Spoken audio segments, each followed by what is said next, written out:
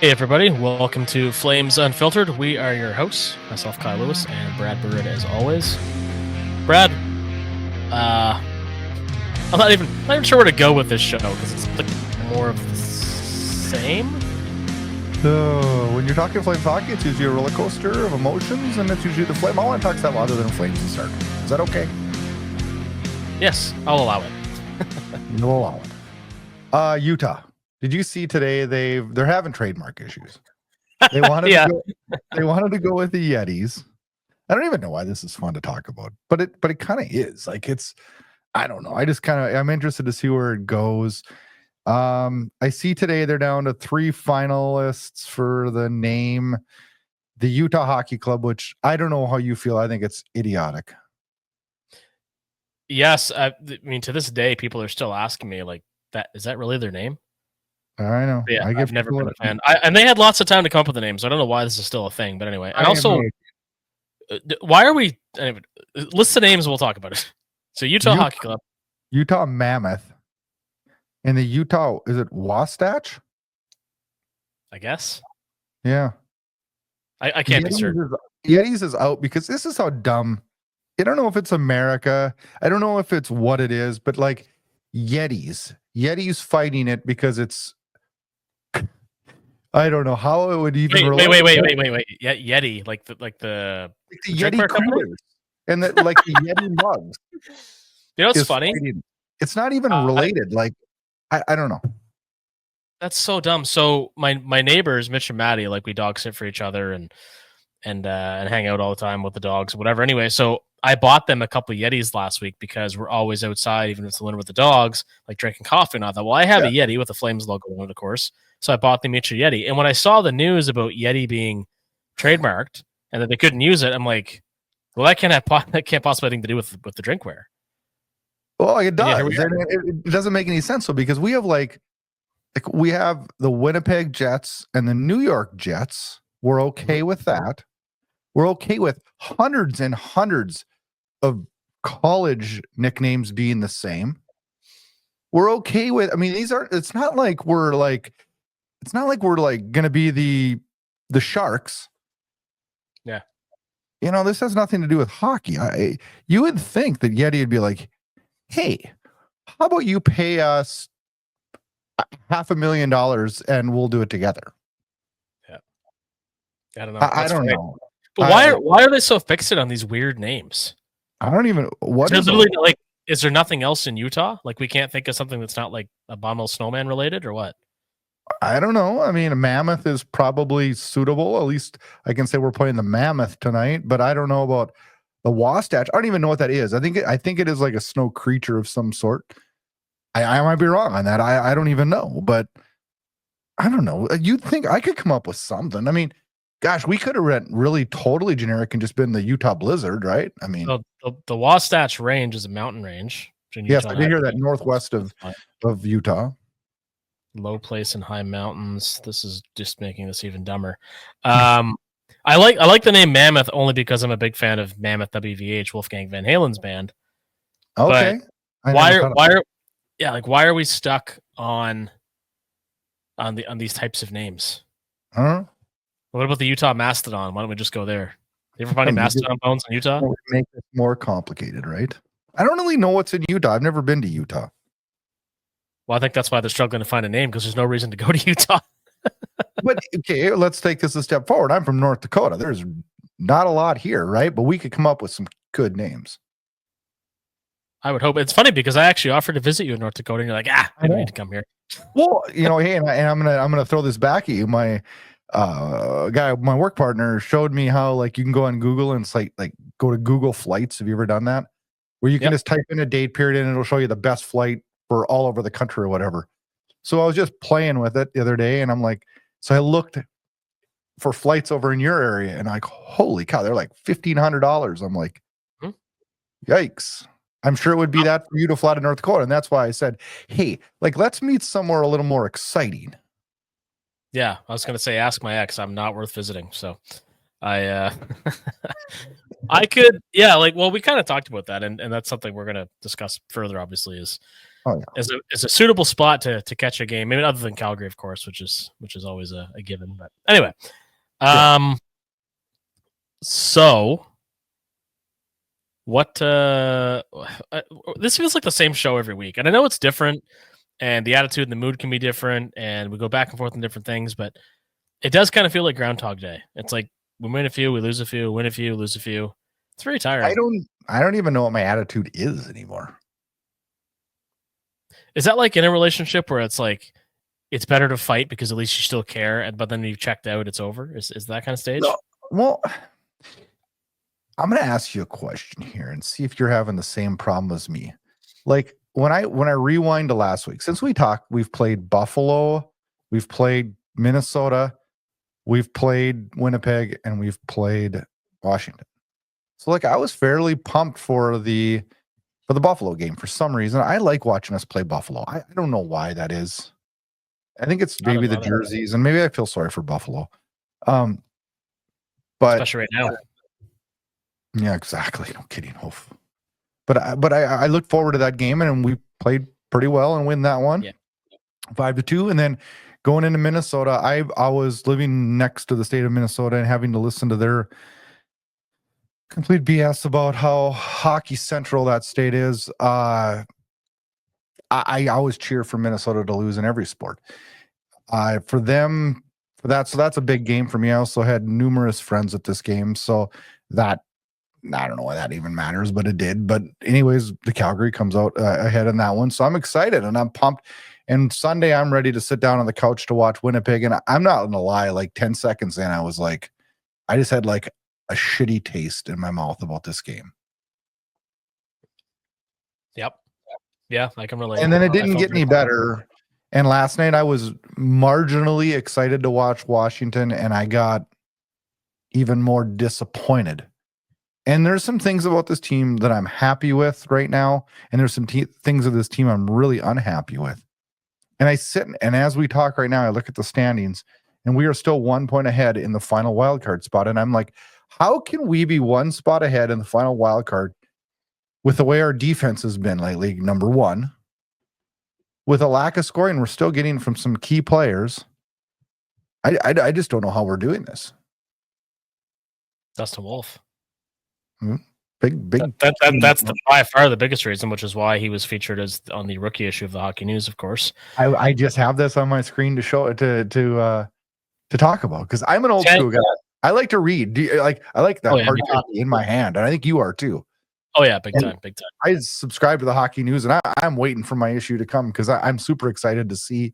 I know I could go on the internet and read it right now, but I like getting my copy in my hand to read. So I'm waiting for it. 10 years since Johnny Gaudreau was featured on the cover for the same issue. Oh yeah. I do remember that. Yep. Do you want to talk about Wolf to start right away? Well, we may as well. I mean, it's the most positive thing we have going this entire season, and there's no other way of looking at it, quite frankly. So the Capitals sign Thompson on Monday, and they give him a 6-year deal at 35.1. Well, we're in the last year of Wolf's contract and no, we're not. We have one more year in Wolf's contract, but we're eligible to re-sign here in July. Yeah. And I'm wondering what happens if we do sign. Is it a bridge deal? Is it a long-term deal? Where do we want to go with this? What's your thoughts? I went back and forth on my feelings on how much goalies should be paid over and over in the last 5 years. And I'm kind of at a little bit of a standstill on what I would do if I was Flames management with Wolf. Oh man, this is going to be fun. Not that I don't think that he's our starter for the future. I do. So I just want to preface that, because that sounded like I was questioning his ability to be a long-term goalie for the Flames. Oh, I don't think I didn't take it that way. I take it as, like, when I look at this guy, like, he is, as far as rookie goaltenders go in the last, I don't know, at least 10 years, like, his numbers bear it out. He's unbelievable. I would sign him 8-year deal. I'd try to get him at between 5 and 6 million. I'd sign it tomorrow. I just have that much faith in the guy. I would sign 5 and 6 million for sure. But don't you feel like conversation's going to be more in the, I don't want to say Connor Hellebuck range, but maybe the Markstrom / Saros range, like 7-7 maybe is where I was kind of thinking. And where do we go from there? Yeah. I'd be okay with that too. You would, okay. And I'm not trying to downplay what I've seen from Wolf, but we have to kind of take a step back a little bit too and be like, hey, as much as we all as Flames fans love what we see, it has been a small sample size. It has. Well, it has, but in the flip side, I guess, is he excels at every level. Like he just keeps. I know. My argument is piss poor against. Well, and when you watch him play and the way that he plays, I do worry a bit about like when he's much older, because his game is predicated so much on athleticism and speed, moving post to post. But even 8 years from now, he's still, how old is he now? He's 23. He's going to be 31, 32. So, well, here's a question. Did you like Markstrom's contract at $6 million? Well, I remember being a bit confused by it because I never really understood what made Markstrom, like what made him so good in some people's eyes, because he really hasn't, he never had the big gaudy numbers for any length of time in the NHL. I was surprised that in a way. Like, obviously at that point he was seen as a starter and played some really good hockey for the Flames as well, but he's never, racked up the big. I've liked him though. I mean, I know he's not won the big games, but I look at what goalies around the league are making, and I don't know. A lot of teams are just shooting their shot with a low price goalie, and we've seen trends towards that. And I don't know. I mean, look at Boston's, what they're dealing with Swayman now at 8.3, and that ink hasn't even dried on that thing. I look at, I would say Dallas is probably very happy with Jake Ottinger at 8.3. I think the Bobrovsky deal at 10 million has been hated more than it's liked, even though they won a cup. Saros at 7.7, yet to be determined. I would say there. Sorokin at 8.3, surely not playing to that ability this year. Shesterkin at 11.5, since he's signed that, he hasn't been as good. I don't think he's a bad goalie, and I think he'll be just fine. Vasilevsky, I think they've loved every minute of 9.5 there. And Hellebuck, I think they've loved every minute of 8.5. But I see this Thompson signing this week, and I love Logan Thompson. But boy, was that enough sample size to give him 5.9 million? Yeah, I mean, it's not a crazy term, and it's not crazy money. So yeah, I think so. I think so. Okay. Maybe I'm just a chicken shit when it comes to signing guys like this. Well, based on our experience with goaltenders and Skippersoft, I can understand it. And also, moreover, when you think about how many other goaltenders in the league are truly bona fide, I want to have that guy number one. You mentioned pretty much all of them: Ottinger, Hellebuck, Saros. 5. There's and even the ones that we thought, like John Gibson, for example, like a lot of guys have fallen off, right? So, as far as Wolf goes, the fact that he's keeping this team in the playoff race, I'd be a little more worried about it long term if it weren't for that constant winning he's done at every level. Because other guys have fallen off a cliff too. Andrew Raycroft, Steve Mason. Yep. Guys that maybe didn't fall off a cliff. That's a little harsh, but I mean, they won Calgary. Yeah, Matt, exactly. Like guys are like, oh, this is a goalie of the future, and 3 to 5 years later, they're if they're in the league. Yeah. Well, yeah, but if any longer, if they're even in the league, they're backing somebody up, right? So.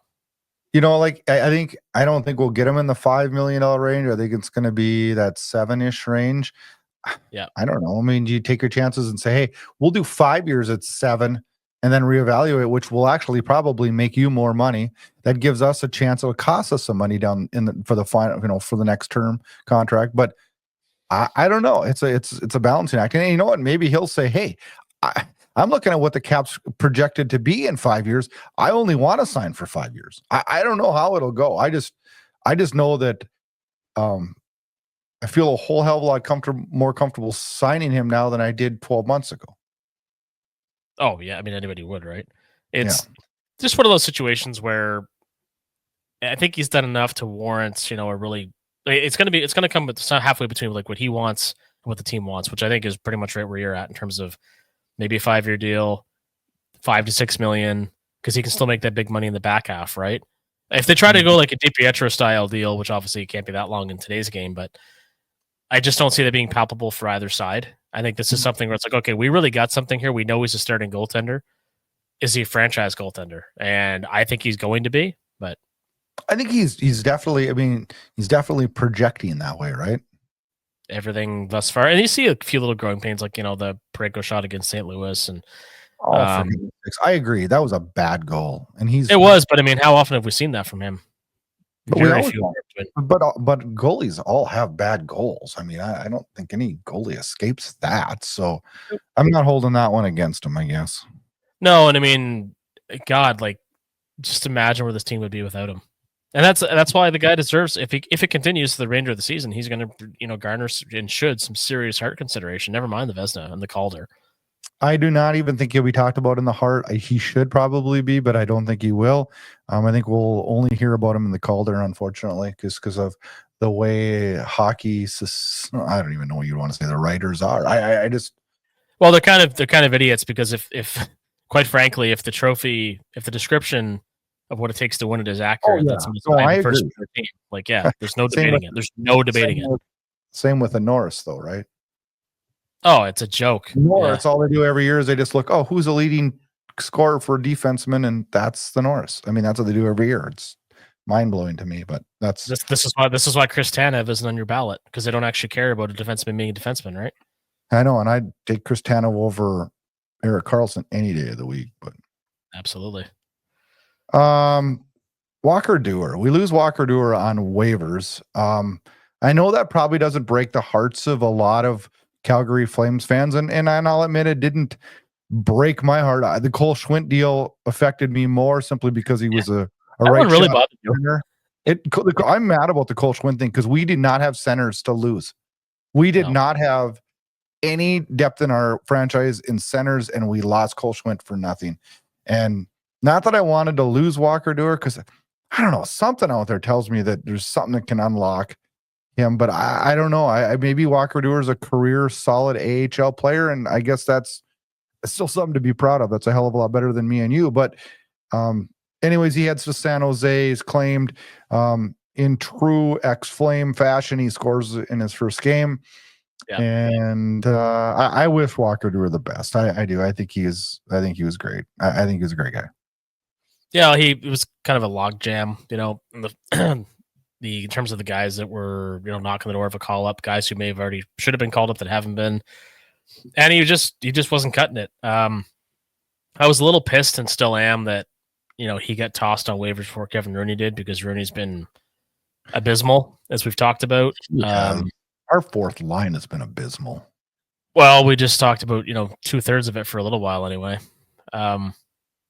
But yeah, I mean, Duehr was a very useful piece for a while. He had a pretty good stint the first go around in Calgary before he was, spent a lot of time in the minors for a couple of years, and hopefully it works out in San Jose, and the other returns are good for him. I think he needed a fresh start. He was just bouncing around a bit with the Flames organization, and, taking a spot from somebody who, for no other reason than just timing and circumstance, it wasn't going to be his again. Yeah. A lot of transactions this week with, I'll just roll through them quick here. Bishop getting recalled from the AHL.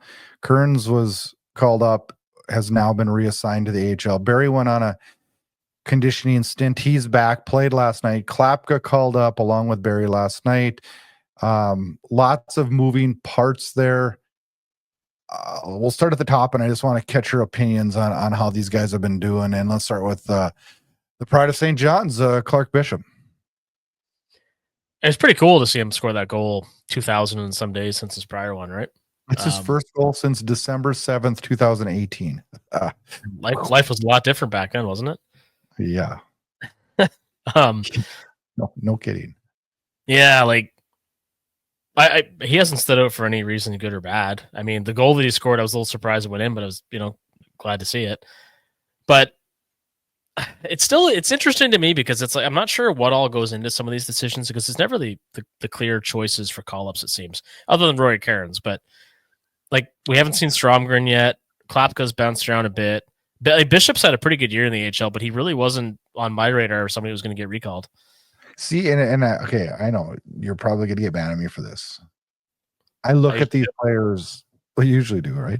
I look at these players, and when I say Clark Bishop, do you say does it pop into your head?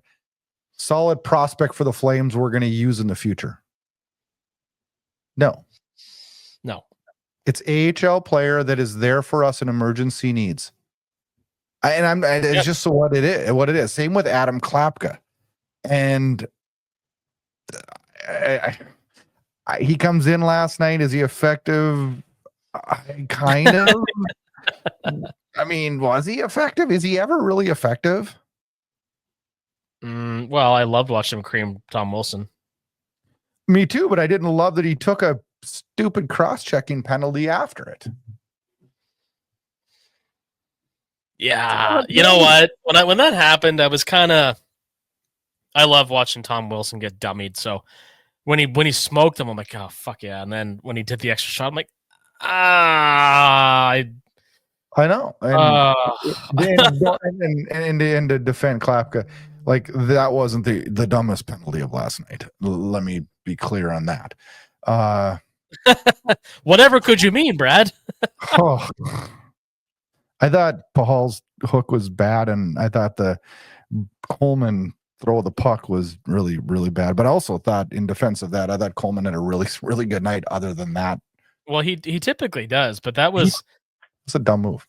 That was a light version of like Brian McCabe shooting the puck in his own net against, I think it was the Panthers years ago, and a few defensemen have done it since. But that one always stood up in my brain because it's like you just react to certain things, right? And I think as soon as he did it too, I think he was like, "Oh, you saw the look on his face." It's like, the most reliable player we have, him and Michael Backlund, and he does the dumbest thing. Arguably dumber than the Klapka, because even Klapka's case, like, he kind of buried the guy and gave him an extra shot, which is a very common thing to do, as stupid as it was. But the Coleman thing, it's like, and just whips the puck. I'm like, what the fuck? What are you doing, man? The obvious things. This isn't shot put, like. Brutal. I want to touch on Rory Kerins comes in, and he's since been assigned to the American Hockey League, and it brings us to our X factor. As it was interesting, as Nick puts on there, he's being sent down after 4 points in 5 NHL games. I don't get it. Maybe Calgary fans can explain some reasoning here. I have my take on it. I like that this doesn't come from the Flames community. That's a great X factor. This does not come from, and that's why I picked it. It's Nick, the Habs fan. And he's making a valid point, because Rory has had 4 points in 5 games, but yet we send him down for really, in essence, Adam Klapka. Yes. I look, and thank you, Nick, for being this week's X factor. But I'm really intrigued to see what your thoughts are on this one. And then I'm sure you're done. Well, Brad Pascal, who I'm not particularly enamored with anyway, made the comment that, he needs to play. We want our players playing. Well, that's fine, but when the players earned playing time in the NHL, you give it to him. He didn't do anything egregious. He wasn't slow. He wasn't getting his head bashed in defensively. Like, he was very effective. Like, I wish I could give Nick an answer, because it is a great question. And this is the good side of hockey Twitter, or X, whatever you want to call it, where fan bases interact and ask each other intelligible questions instead of the usual just, trying to make stupid remarks and troll each other, right? It's a great question, and we can't really answer it because, as far as I saw, and I take it you agree, he should still be with the Flames, shouldn't he? No. Okay, here's my take on this. I think everything he did here, we couldn't have asked for more. But I still question, is this a prospect for the future of this organization? And those are the prospects I want to see.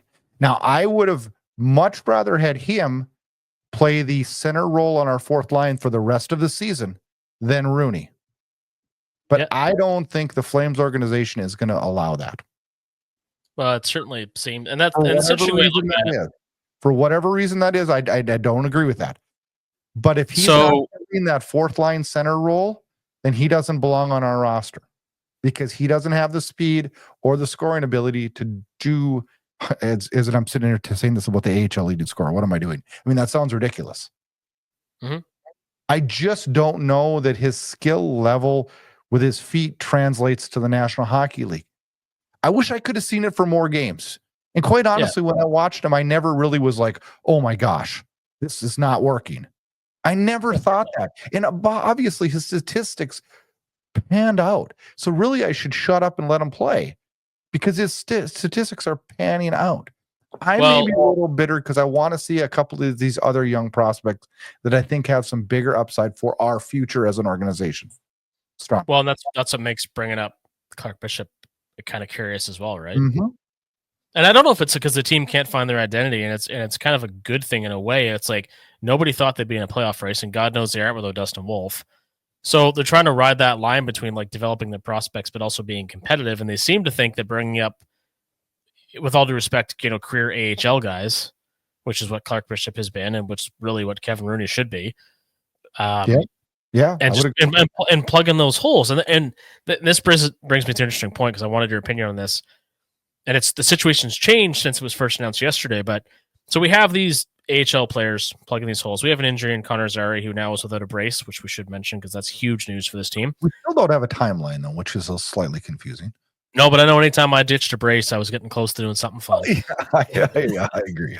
So now we're in a position where you've got a player like Brandon Saad, who was waived, and a lot of people, when it was announced he was going on waivers, a lot of people thought, holy shit, the Flames have all kinds of cap room. This guy might make sense, et cetera, et cetera. Well, now, as we've talked about before and have not had a example of this in a very long time, we have a player and a team that have agreed to terms to terminate his contract. So now he's a free agent and can sign. He's leaving like $5 million on the table or more, and he can go sign wherever he wants for whatever he wants. So my question to you, obviously, and it's a long-winded way of getting to it, would you take a chance on a guy like Brandon Saad? Would you sign him for the remainder of the year or give him a 2-year deal, or what are your thoughts on him? Sign him at what? You tell me. Would you sign him at all? Say you can have him for, $1.25, $1.50. So who's okay? Maybe he's on that fourth line that we're talking about that none of us are happy with. He's not a fourth line player. Rory Kerins fits that role better in my mind. Rooney fits that role better because I think Rooney's better than what we're seeing. Now, I don't really want to spend 5 more games watching him to figure it out, though. I don't want to talk 5 more minutes about Kevin Rooney, and I disagree. I don't think he's better than what we're seeing. I think he's not good at all, but I digress. I mean, I think right now I don't want to see Sharon Govich at center anymore. I'm done with that experiment. I hate the Pospisil, Sharon Govich, Kuzmenko line. They were asking for names for that line on the Fan 960 today, and some of them were hilarious because a lot of people feel the same as what I feel on this. I think that line's garbage. I think right now the centers we have, we should, Kadri, Backlund, Connor Zary when he gets back. And then I mean, does Brandon Saad fit as a fourth line center? In my mind, no. I don't know really what the upside there is. And a lot of people, one of the things I'm confused about for an organization that's screaming and has been screaming for 2 years now, to make sure our prospects get some looks. Is he a hole you want to fill with some? Is that a hole you want to try without a prospect getting a shot? I don't know, because again, the identity crisis, right? I think it's interesting. I'm more upset about the Derek Ryan thing because Derek Ryan is our fourth line center, and I know our fourth line with him and Lomberg and whoever the hell on the right wing, maybe Rory Kerins, right? I mean, there I'm comfortable with that line. Then I'm comfortable. Yeah. So what I don't understand, and maybe you can help me understand this, or somebody in the universe can. What is this thing about when you get a goal scored against you? We saw it against the Capitals. So you're down a goal or down 2-1 or like whatever the case may be. Like, why the fuck do these coaches roll out their fourth line? What do they think? I don't understand that. I don't get it. What do you think you're going to do? So you put in you're responding to a goal against with your least offensive threatening line. Well, I think it's the fact that we have to shut down the other line, other team and change the tone. But Our fourth line is the last line you want out there if you're trying not to get scored on. But if I'm a coach, I mean, especially if, I've got, we're on home ice, like my thinking is going to be, we're down a goal. We got to get the big guns out there and get that goal back. Me too. Because even when I play hockey, we would just play pickup and we get scored against. My first thought is, okay, guys, like let's get that one back. Whether one of us goes for skate and tries to gain the zone, or the objective is not to throw a few hits and build some energy. Like you build energy by playing well and moving the puck and trying to get that goal back. And just when I saw that again last time, like, why are we doing this? So I got two solid questions that follow that up. Is when is some heat going to fall on Huska? And I don't know that we want to expand on that much more because I mean, it is obviously early. Mm-hmm. But the second part of that is I love what Ryan Lomberg brings to the table as far as energy and the fights and standing up for his teammates. But he's scoring goals at less of a pace than Milan Lucic did. Yeah, that breakaway. Nobody mentions what was that? That breakaway his was tough to watch. But why is nobody mentioning this? Like, don't get me wrong. I love the guy that'll go to bat for his teammates and lays it down and fights. I am all about that. I'm old school. Yeah. But why are people so fixated on that and not really looking at his whole game? Because he absolutely brings nothing outside of that. Well, I think the idea when he was signed was, he won a cup but he didn't even draft a lot of the games. No, but he's a very likable guy. And I think that based on everything that happened, like when Daryl Sutter had left, like they felt they need to bring in some really infectious, positive energy into the dressing room, which I get. And they did. And he's probably the right choice. And I'm not saying I don't want him on. But I don't know. I mean, first of all, we have a total dearth of options on the fourth line, which is a problem. I don't know that he's a guy, especially, racking his knuckles all the time. I don't know if he's a guy that we want, playing every game like he has, but we have no other options, right? No, we have zero options right now because our fourth line is, yeah, it's a mess. As bad as our third line, and I think our third line is junk. That's how you really feel. So speaking of junk, let me use this as a segue. And it's funny. I got to tell you this just real quick. My brother asked me the other day. He's like, asked us about the podcast. He's like, you guys must you prepare quite a bit, like have an agenda that we talk about. And I said, to a point, but a lot of it's off the cuff. The vast majority is off the cuff. We have things in our head and we text a little bit here and there about a certain thing we may need to bring up. But generally speaking, baseline, but I deviate from it drastically. Same. Like, yeah, it's all in these little minds of ours. Now, so junk. This is going to be my rant. Okay. So I hope you're comfortable. I hope everybody listening to this is comfortable because I tend to do these once in a while and this is going to be a fun one. So they hit in the Minnesota game on Kevin Ball. I knew you're going with this one. So Ball has an upper body injury, very clearly concussed. The first thing he did was hold his head after he hit the ice. And it went today week to week, by the way. Yes, week to week. So, which is very typical of anybody who's ever been concussed. Like, you just don't really know. Until the symptoms are gone, he ain't playing. Now, we saw this in the Columbus game with Olivier early in the year. And who was it he hit then? Was it Hanley that got hit from behind? No, it was who was it? Isn't that terrible? Isn't that terrible? It was a defenseman we no longer have. Anyway. Was it Braden Bahal, was it? I don't think so. I think it was. I'll have to look. Anyway, okay. I'll let you look for that while I ramble about this for a second. So in that game, a major penalty gets overturned, changed to a minor. Same thing happens when Ball gets injured. And there's always this rhetoric around intent or extent of injury or all these different things that they say factor into the decision. Well, the guy's injured and leaves the game. He got hurt on a hit from behind. And then I'm watching the highlights in the morning. And I watch Sportsnet Central pretty much every single morning. And it's absolutely fucking mind-blowing how many NHL games I've seen this year where a guy gets drilled from behind. It is constantly happening. And the refs are not only doing, they're not calling majors and kicking guys out of game like they should be. They're calling it a major, as they saw it happen in real time and then changing it to a fucking minor. Well, that's the safe way for them to do it because if they call it a minor, they can't change it to a major. But if they call it a major, they can change it to a minor. But one of the things here's what I look at when I'm checking from behinds, and I think we talked about this on another episode, is I always look and I'd always determine if it's a 2-minute or a 5-minute, whether the player who was hit turned or didn't turn. Mm-hmm. Ball did not turn. He just got hit from behind. It was Hanley, by the way. Was it? Okay. Ball just got hit from behind. Yeah. Okay. Now, if Ball would have been side by side with him and then turned, you know where I stand on this one. I feel like it should be a penalty on the guy that turned, but that's not what happened. And I'm not sure that in a sport where one of our biggest criticisms over the last 2 decades has been hits from behind, where Hockey Canada's put stop signs which do nothing on back of jerseys and things like that. I'm really confused on how or why we're not giving the majors, why we're not protecting the players. And I don't care who the player is. Why are we not protecting them? Well, that's the other piece of this that's driving me nuts is all this talk about, protecting the stars and protecting the stars. Like, no, protect the players.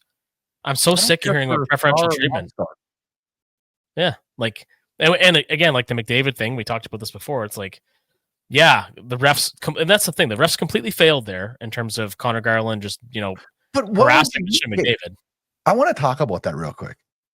I thought what Connor Garland there, and as much as I hate the little rat, I think what he did was a genius. Because what he did was a 2-minute penalty. The refs need to call that. It was a 2-minute penalty. Yep, they should have called it. But isn't it the smartest thing in the world to do, to be like, hey, I'm going to take their best guy and I'm going to make it so there's no way he can score. And if I have to take a 2-minute penalty doing it, I'm going to take a 2-minute penalty doing it. I don't know that Connor Garland's that smart. Now, it's funny we're talking about him because this is a Moncton Wildcats hoodie and he was a prolific scorer here. But he was like known when he played junior here. Like, he basically hung out at the red line waiting for passes. That guy, it's amazing he made it to the NHL because he can't even spell the word defense. Like, he has no interest in it. But what he did there was genius. He ends up getting cross-checked by McDavid, which I thought was a 2-gamer.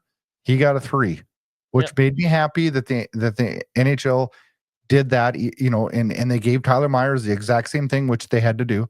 And it was the exact same severity in my mind. I thought both of them were equal. And, then the Edmonton Oilers, of course, play the victim, and they're disappointed, and they send out a statement. Gonna support him. What in the heck is that? Are they going to send out a statement when their fourth line center gets a knee in penalty major? Yeah. I mean, this is ridiculous. With the way they treat McDavid and the way that organization, a few days earlier, he throws out the elbow. Oh my gosh, it's just one thing after another. I don't get it. Well, the problem, ostensibly, what we're describing here is the referees not doing their jobs in games and having no consequences for failing to do so. So, hopefully, Kevin Ball has a speedy recovery, but that's going to be a major blow to the playoff chances, by the way, because he does so many little things well. But well, let's talk about our defense with him and without him. Let's be honest, and I'm gonna be harsh here. As much as I like what Joel Hanley's done this year, he's a 6-7 at best. He's a Jake 7. Bean is a 6-7 at best. Tyson Barrie is a 7-8 at best. Braden Pahal is a 4-5. We've seen that. Wpg has been not very good lately, albeit a top-end defenseman in the league who has miserably struggled. Now with the injury to who went down, Pietrangelo, we're talking about. Oh, he didn't go down. He just doesn't want to. He doesn't even want to play. This doesn't want to play. We're talking about Wpg going to the Four Nations, and he's excited and wants to cancel his vacation to Mexico. I'm sorry, I'm a selfish prick. I don't want any of our players playing in the Four Nations because I don't like that. I don't want any of our guys getting hurt. Mm-hmm. And quite honestly, right at this point right now, with the way Wpg's played, I don't think he gets the pick. Certainly not on that first Washington goal, man. That was brutal. But he hasn't had a very good year. He started off strong and has really struggled since. He's not even close to his scoring totals last year, which, we don't pay him just to score, obviously, but we need a bit more than what we're getting, same as Anderson, who finally broke out after a 21-game goalless drought. But I don't care about the Four Nations Cup. I don't care about some contrived tournament the NHL wants to support in lieu of. I mean, I also hate the All-Star weekend. So, Me too. I like it in that it gives the families of players something to attend and a bit of a break for everybody, because I think it's important because the NHL season's a total grind. But as far as the Four Nations, like I just don't care. Like Russia's not in it. I would rather. I honestly would rather have a break from hockey for a week where everybody just gets a break. Me too. Without Russia, break, yeah. I mean, it's not best on best. I'm sorry, we can call it what we want, but it's not best on best without Russia. And why would we care about a one-off tournament? I don't know. I don't know, Kyle. I'm glad we feel the same on this one, but I don't know. I'm not. I don't even have the games penciled in on my calendar to make sure I'm home. I don't. But the thing is, going back to our defense, like I've been super disappointed in Miromanov. His defensive play. What goal was it the other day where him and it was him and Bishop were fishing like they were in squirts, and they get a goal scored on Winnipeg game. I'm not real happy with it right now. I feel like some of these guys could develop and fill those spots that we need, but I don't know. Am I out of base saying, come on, start showing me some of these young defensive prospects that the Flames have? Well, no, and I think I've seen Solovyov's name come up a bunch, and rightfully so. Yep. But Solovyov, I haven't heard much about Gruzhnevkov this year. I would love to see him. I loved him in preseason. In preseason. I mean, barring another waiver pickup or a trade, I mean, like Pahal was found gold when we got him, but there needs to be some kind of a change back there, especially with Ball being out, because Dustin Wolf can't win every game on his own. You mentioned Stromgren briefly earlier too in terms of the forward ranks and him deserving a call up, and I couldn't agree more. This team, the way it's currently being deployed, will not make the playoffs. No, because Vancouver has too much skill to keep stumbling the way they have been, even with all their locker room issues. I'm also going to throw something out there, and then I want to talk about those locker room issues. I want to throw something else out there too. I feel bad for Miromanov. I feel bad for Hanley. I feel bad for Jake Bean, because they're being put into positions and playing minutes that are above their heads to succeed. I don't think Miromanov is a bad player. I just don't think he's a top forward defenseman, and we can't continue to put him out there and keep saying you're a top forward defenseman. Do it. That's not really fair to him. Well, and I mean, as far as Bean goes too, like same with Bean. He and Weegar had terrible games against Washington. Both were fighting the puck. They couldn't keep it on the line. They were giving it away, like a step behind. I know it was the first time they played together, but it was really, really tough to watch. Really tough to watch. Yeah. Did you? Okay, go ahead. No, it's gonna finish the thought. TSN had put out yesterday what Jim Rutherford, GM in Vancouver, said. Oh, for the love of God! Did you see what he said? Oh yeah. His quote. I'll read it for the listeners who didn't see it. I felt like for a long time that there was a solution here because everybody had worked on it, including the parties involved. But it only gets resolved for a short period of time, and then it festers again. So it certainly appears like there's not a good solution that would keep this group together. I cannot believe that the Vancouver Canucks are going to move away from Elias Pettersson or JT Miller. I cannot believe it. I can't, and I don't know if this is Jim Rutherford is 75, I believe. So I don't know if he's got a touch of senility, but how he could possibly think it would do any good at all to that organization to speak about this publicly when it's already a known thing. And never mind, I think it was before Christmas, we had JT Miller, saying, hey, bring PD in. We'll do an interview together if you don't believe me. Like fighting off this rumor and fighting it. Rutherford just made a liar out of him, which is just an embarrassing look for Miller. Yep. And he basically just took both guys and flushed their trade value down the toilet relative to what it could have been otherwise. This is a PR nightmare. This is the stupidest thing Jim Rutherford could have possibly done. Because it's the same as, again, we do this all the time on this show, Brad. Anytime there's an issue in a workplace, you have to be careful how you handle it. If it's something to do with HR, if it's something to do with two people not getting along, you close the doors, you try to sort it out, and if you have to, somebody's going to move. And we know somebody has to move, but now it's blatantly obvious in everyone's business in the fucking league that one of these guys has to move. So good luck getting the decent return. This actually, and I shouldn't complain because this may help the Flames make the playoffs. This is so Vancouver Canuck. Now, you say that, and as you say that with that coy look on your face, you're making me laugh because you reminded me of something funny. Did you see, after one of the more recent Vancouver losses, I think a week ago, some idiot on X, and there's always these guys doing it, he took his Canucks jersey and burned it on the barbecue. Did you see that?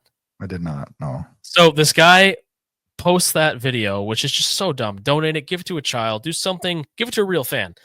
He posts a video of burning the jersey on the barbecue, and the first guy to respond is, at least it wasn't the entire city this time. Absolutely savage, absolutely hilarious. I did not see that, but that is that makes anyway. Jim, yeah, well, you're welcome. Jim Rutherford, just what an idiot! What a stupid thing to do. And I'll leave it at that. You know, you're kind of a trivia guy. You know, you kind of like hockey history and stuff. And with Ovechkin playing in Calgary last night, I saw a fun fact. It said, "Who is the only player to play with both Wayne Gretzky and Alex Ovechkin?" Can you name him? I saw it big time. I saw it, but that's the worst is I saw it and I can't remember who it was. He's a guy who's played for I don't know how many teams, but a lot of teams. Well, my head goes right to Mike Sillinger, but I know that he didn't play with him. You got the first name right, and it's Mike Knuble. Mike Knuble. Yeah, I remember Mike Knuble.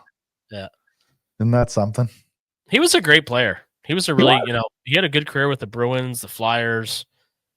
He would have played with Gretzky in New York, I believe. Yep. That's cool. That's a fun fact. Yep. LA Kings game that was postponed due to the wildfires is April 17th at the Crypto Arena. So that just pats another one on to the end of the season for the Flames. This week, Anaheim's here Thursday, which is the day this comes out.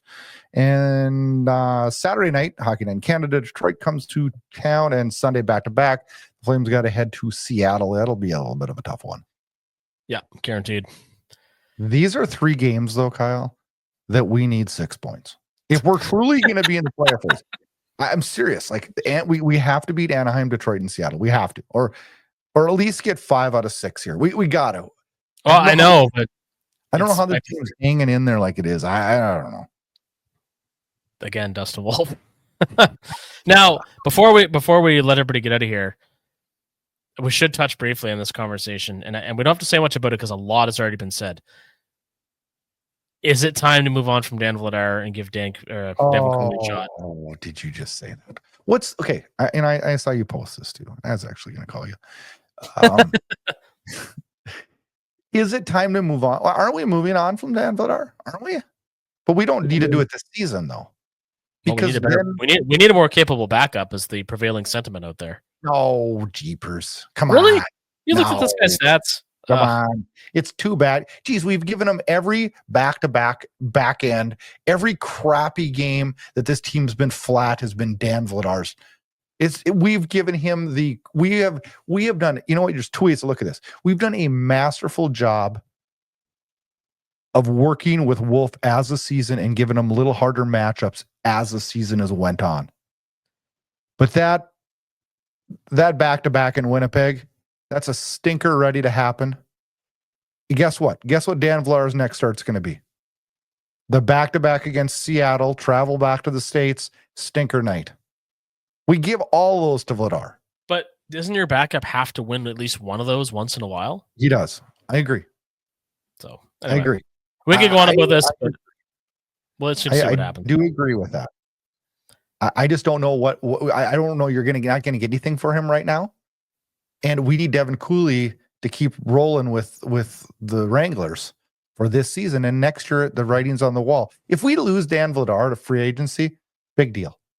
Oh, we're going to. He's not coming back. There's no we way. Didn't really pay. We didn't really pay anything for him, and he's been okay. But he's been serviceable for us over the years, right? He has been a stopgap for us. Yes. So he's done his job, and he'll move on, and then Cooley will move in. I think that's the way I look at it. I don't know. You watch now. Just because you said that, Kyle, Vladar's going to throw a shutout against Seattle. Drinks are on me. That's the case. I love it. I love For it. more than just you, that's how confident I am. But anyway, I hope you're right. I love it. We disagree. I love it. Busy week for the Flames, though. Anaheim, Seattle, Detroit. A busy weekend. Flames fans, it's been fun. We're back next week talking Flames hockey again. Have a good week. Adios, guys.